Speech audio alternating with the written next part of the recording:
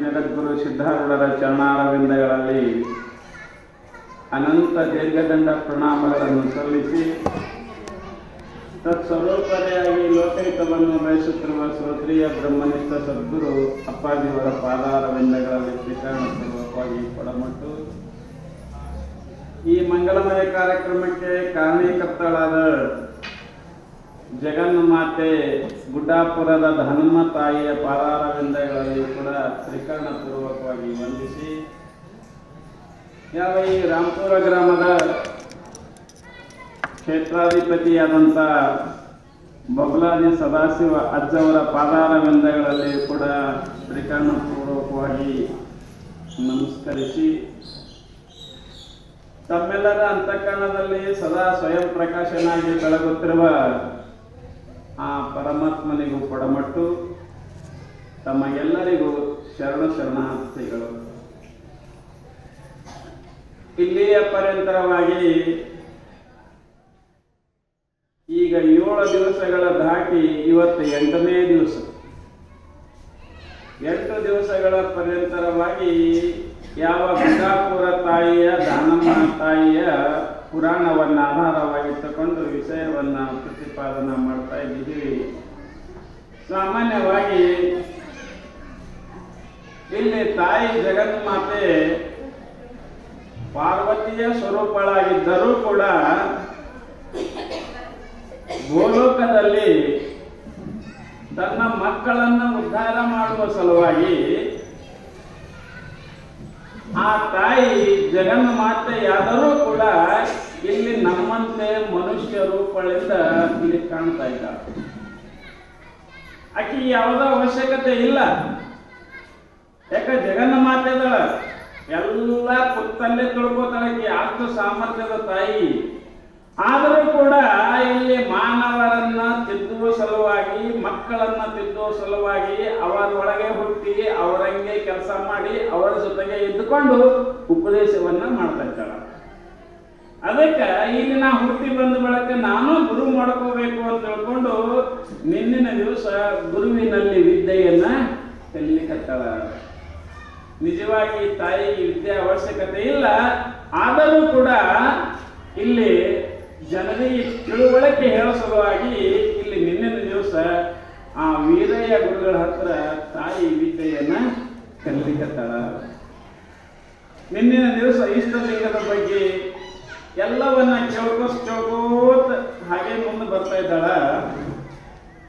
ಗುರುಗಳು ಹೇಳ್ತಾರ, ಯವ್ವ ತಾಯಿ, ನಿಜವಾಗಿಯೂ ಕೂಡ ನೀನು ಜಗನ್ಮಾತೆಯಾದರೂ ಕೂಡ ಈಗ ನನ್ನಿಂದ ಉಪದೇಶವನ್ನ ಪಡ್ಕೊಂಡು ಈ ಜಗತ್ತಿನ ಉದ್ಧಾರ ಮಾಡ್ತಾ ಇದ್ದಿ. ಯವ್ವ ತಾಯಿ, ಲಿಂಗಮ್ಮ ತಾಯಿ, ಈ ದೇಹ ಏನದಲ್ಲ ಇದು ಹೇಗದ ಅಂತ ಕೇಳಿದ್ರೆ ಪಂಚಮಹಾಭೂತಗಳಿಂದ ನಿರ್ಮಿತವಾದ ದೇಹದ ವಾರ್ತಾವ. ಈ ದೇಹದ ಒಳಗ ಪರಮಾತ್ಮ ಅದನ. ಪರಮಾತ್ಮ ಇದ್ದುಕೊಂಡು ಈ ದೇಹವನ್ನ ಚಲಾವಣೆ ಮಾಡ್ತಾ ಇದ್ದಾನ ತಾಯಿ ಅಂತ ತಿಳ್ಕೊಂಡು ಹೇಳ್ತಾ ಇದ್ದಾರೆ ಅವರು, ಯಾರು ವೀರಯ್ಯ ಗುರುಗಳು. ಹಾಗೆ ಮತ್ತೇನ್ ಹೇಳ್ತಾ ಇದಾರ, ದೇಹ ಬದುಕಬೇಕಾದ್ರೆ ಏನು ಬೇಕವ್ವ? ಉಸಿರು ಬೇಕಲ್ಲ. ಯಾಕಂದ್ರೆ ಉಸಿರು ಆಡ್ತದ ಅಂತ ತಿಳ್ಕೊಂಡು ದೇಹ ಬದುಕ್ತಾರೆ. ಅವರು ವೀರಯ್ಯ ತಾಯಿಯವರು ಒಂದು ಉದಾಹರಣೆ ಕೊಟ್ಟು ಹೇಳ್ತಾರ ಗುರುಗಳು. ಯಾರಿಗೆ? ಲಿಂಗಮ್ಮ ತಾಯಿ. ಯಾವ ನಾವು ಪ್ರಪಂಚದಾಗ ಹೆಂಗಿರ್ಬೇಕಂದ್ರೆ ಉಸುಲು ಆಡ್ದಂಗಿರ್ಬೇಕು. ಉಸುಲು ಹೆಂಗ್ ಹೊರಗೆ ಹೋಗ್ತದ ಒಳಗೆ ಬರ್ತದ, ಹೊರಗೆ ಹೋಗ್ತದ ಒಳಗೆ ಬರ್ತದ. ಮತ್ತು ಒಳಗೆ ಹೋಗಿದ್ದು ಒಳಗೆ ಕೂತಂದ್ರೆ ಅಕಸ್ಮಾತ್ ಒಳಗೆ ಹೋಗಿದ್ದು ಒಳಗೆ ಕೂತಪ್ಪ ಹ್ಯಾಂಗ್ ಮಾಡೋದು ಮುಂದೆ? ಶಿವಾಯ ನಮ್ಮ ವೈದ್ಯ ಶರೀರ ಒಳಗೆ ಕೂತರೂ ಶರೀರ ಹೋಗ್ತದ. ಇನ್ನು ಹೊರಗೆ ಹೋಗಿದ್ದ ಹೊರಗೆ ಹೋಯ್ತಂದ್ರೆ ಅದನ್ನು ಪಂಚಾಯ್ತಿನಿ, ಅವಾಗಲೂ ಶರೀರ ಒಳಗಿಲ್ಲ. ಇಲ್ಲಿ ತಾಯಿ ಹೇಳ್ತಾ ಇದ್ದಾರೆ ಉದಾಹರಣೆ ಕೊಟ್ಟು, ಯವ್ವ ಉಸುಲ ಹೊರಗೆ ಹೋದ್ರೆ ಆ ಕಡೆ ಹೋಯ್ತಂದ್ರೆ ದೇಹ ಬದುಕಂಗಿಲ್ಲ, ಸಾಯ್ತಾ ಇಲ್ಲ. ಮತ್ತು ಒಂದು ವೇಳೆ ಉಸುಲು ಒಳಗೆ ಉಳಿತು ಅಂದ್ರೆ ಅವಾಗನು ಕೂಡ ಸಾಯ್ತಾ ಇದ್ದಾರೆ. ಮತ್ತು ಬದುಕ್ತಾರೆ ಹೆಂಗ ಅಂದ್ರೆ ಹೊರಗೋಗಿ ಒಳಗೆ ಬರಬೇಕು. ಹಂಗ ನಾವು ಪ್ರಪಂಚದಾಗ ಹೆಂಗಿರ್ಬೇಕಂದ್ರ ಹೊರಗ ಒಳಗ ಹೊರಗ ಒಳಗ ಎಲ್ಲ ಕಡೆ ಇರಬೇಕು. ನಾವು ಒಳಗೆ ಹೆಂಗಿರಬೇಕು ಅಂತ ಕೇಳಿದ್ರೆ ಒಳಗೆಲ್ಲ ಖಾಲಿ ಇರಬೇಕು. ಒಳಗೇನು ಇಟ್ಕೋಬೇಡ್ರಿ. ಇಲ್ಲಿ ಲಿಂಗಮ್ಮ ಹೇಳ್ತಾರ, ಯಾರು ವೀರಯ್ಯ ಶರಣ ಹೇಳ್ತಾ ಇದ್ದಾರ, ವೀರಯ್ಯ ಗುರುಗಳು ಹೇಳ್ತಾರ, ಯಾವ ತಾಯಿ ನಾವು ಪ್ರಪಂಚದಾಗ ಹೆಂಗಿರ್ಬೇಕಂದ್ರ ನಾವು ಒಳಗ ಶೂನ್ಯರಾಗಿರಬೇಕು.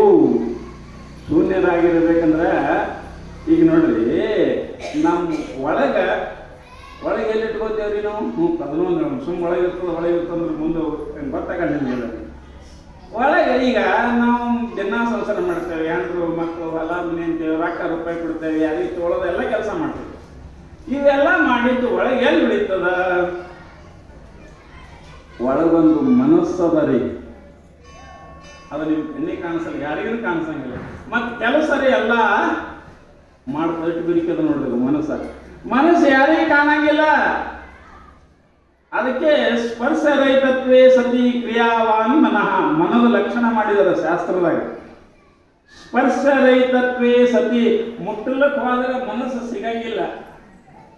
ಈಗ ಒಬ್ರು ಹತ್ತಾರ ನೋಡ್ರಿ, ಏನಂತಾರ, ಇವ ಭಾಳ ಬೈದನು, ನನ್ನ ಮನಸ್ಸಿನಾಗ ನಾಟದ ಚುಚ್ಚದ ಒಳಗ ತೋರಿಸ್ರಪ್ಪ. ಏನು ಚುಚ್ಚದ ಬರ್ತದ? ಆಕಿ ಭಾಳ ಬೈದಾಳು, ನನ್ನ ಮನಸ್ಸಿನಾಗ ಭಾಳ ನಮ್ಮ ಅಸಹ್ಯ ಮಾಡ್ಯಾಳ, ನನ್ನ ಮನಸ್ಸಿನಾಗ ಆಕಿ ಎಲ್ಲ ನಾ ಇದು ಮಾಡಲಿ, ಹಾಂಗೆ ಮಾಡಲಿ, ಹಿಂಗೆ ಮಾಡಲಿ ಅಂತ ತಿಳ್ಕೊಂಡು ಚುಚ್ಚದ ಅಂತೀರಿ. ಏನು ಚುಚ್ಚ ನಿಮಗೆ ಕಾಣಿಸ್ತದೇನು? ಕಾಣಿಸಂಗಿಲ್ಲ. ಅದಕ್ಕೆ ಮನಸ್ಸದ, ಮನಸ್ಸಿನೊಳಗೆ ನಮ್ಮೆಲ್ಲ ಸಂಸ್ಕಾರಗಳು ಒಳಗದ. ಮತ್ತೀಗ ದುಡ್ಡು ಕೊಡೋದು ಯಾವ್ದ್ರಿ? ಒಳಗಿಂದ ಮನಸ್ಸೇ. ಹೊರಗಿಂದ ಯಾವ ದುಡ್ಡು ಕೊಟ್ಟಿಲ್ಲ ನಮಗೆ, ಒಳಗಿನ ದುಡ್ಡು ಕೊಡಕತ್ತವ. ಹೆಣ್ದು ಹೊರಗದ ದುಡ್ಡು ಕೊಟ್ಟಿಲ್ಲ, ಹೊಲ ಹೊರಗದ ದುಡ್ಡು ಕೊಟ್ಟಿಲ್ಲ, ಮಕ್ಕಳು ಹೊರಗದ ದುಡ್ಡು ಕೊಟ್ಟಿಲ್ಲ. ದುಡ್ಡು ಯಾವಾಗ ಕೊಡ್ತದ? ಅವುಗಳ ಮೇಲೆ ನಾನು ನಂದು ಅಂತೇನು